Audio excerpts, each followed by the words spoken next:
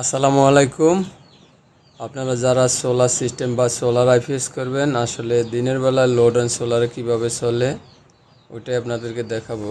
তো আমার এই যে প্রথম এই মিটারটা আর এটা এগুলো হলো আপনার ইনসাইডে, আর এটা আর এগুলো হলো আউটপুট সাইডে। অর্থাৎ এখন দেখতেছেন আমার ইনসাইডে 0 0 ওয়াট উপরে, এই যে মানে কারেন্টের ওয়াট, এগুলো ইনসাইডে এগুলো 0 আর এগুলো যে আউটপুট। এটাতে দেখেন এই যে আপনার 26 ওয়াট আছে, নিচে দেখা যায় 26 ওয়াট। তো এই 26 ওয়াট এই যে নিচে দেখা যায়, আপনার ওই ওয়াইফাইয়ের বাতিটা বিলিং করে, এটার জন্য আর কি দেখা একটু অসুবিধা হয়। আপনার ভোল্ট আছে 230, 31, 29, 28। এটা হলো আমার আইপিএসের আউটপুট।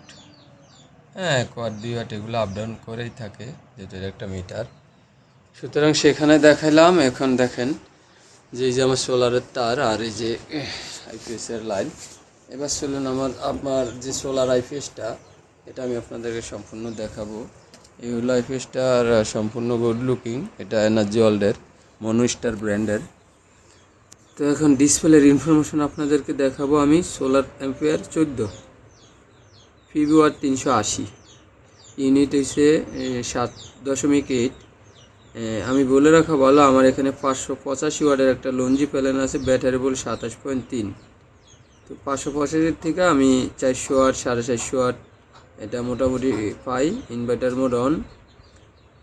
এই যে আউটপুট বল 230, এটা আপনার পিওর সাইন ওয়েভ। এটা ভোল্টেজ আপ ডাউন করবো না। লোড অন সোলার, লোড আছে 0.7%। এমপিপিটি চার্জ অন, সোলার বল 43। মোটামুটি সব ধরনের ইনফরমেশন শো করে। Solar ampere 14.5। বলে রাখা ভালো, এটা 24 ভোল্ট সিস্টেমের, পিভি ওয়াট 390। 14.5 হলে 12 ভোল্ট সিস্টেম হইলে 29 অ্যাম্পিয়ার হওয়ার কথা। এটা 12 ভোল্ট হইলে ডাবল। হিসাবটা বুঝেন, এটা 2 ব্যাটারি সিস্টেম।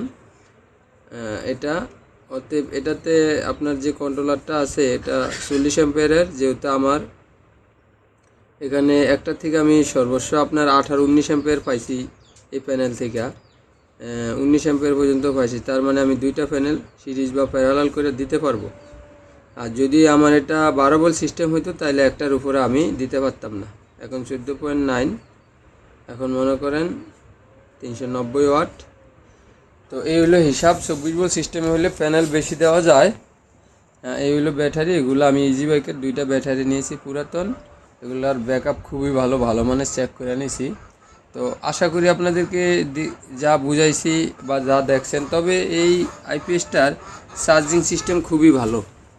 এটা ব্যাটারি একদম পরিপূর্ণভাবে চার্জ হয়, এটাতে আপনার তেমন কোনো সমস্যা হয় না। তবে এটা আপনার কন্টিনিউ যখন গ্রিড থেকে চলে, ওই আইপিএস হয়ে আপনার 15 ওয়াট 17 ওয়াট সিস্টেম লস হয়, মানে ট্রান্সফরমার বা আইপিএসে খায়। ধরেন আমার আউটপুটও আছে 50 ওয়াট, আমার ইনপুট থেকে নিতে আসে আপনার আরও 17 ওয়াট বেশি, এরকম। ঠিক আছে, এগুলা বেশিরভাগ আইপিএসেই খায়, যেহেতু এটা আইসোলেট সিস্টেম না। তবে তাদের আইপিএসের চার্জিং সিস্টেম পারফরমেন্স খুব ভালো। আপনারা এই যে ফ্যানটা অন হয়েছে, ফ্যানটা অটো এমপিপিটির, চালিয়ে নিতে পারেন। আউটপুট বল 229, 1 ভোল্ট 2 ভোল্ট এদিক সেদিক হয়, এটা আপনারা সবাই জানেন। লোড অন সোলার, এই মুহূর্তে এটা লোড অন সোলারে চলতেছে। লোডে আমি জানি অতিরিক্ত আমার ব্যাটারিতে ঢুকে, আর আমি যদি লোড বেশি দিই তাহলে সোলার থেকে যেটা আসে বাকিটা আপনার এই যে ব্যাটারি থেকে নেয়।